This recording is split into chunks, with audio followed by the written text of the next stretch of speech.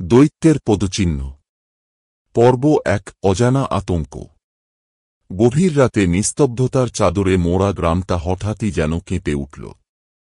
মাঝরাতে দূরের বন থেকে আসা এক অদ্ভুত গর্জন শুনতে পেল বৃদ্ধ রাখাল গোপাল। ঘুমের ঘোরেই সে ভাবল, হয়তো কোনো বন্য পশু। কিন্তু ঠিক তখনই কুঁড়েঘরের চাল নড়ে উঠল, যেন কিছু একটা উপরে দিয়ে হেঁটে গেল। সকালে গ্রামের মানুষজন জড়ো হল প্রধান চত্বরে। সবাই চমকে গেল এক আশ্চর্য দৃশ্য দেখে।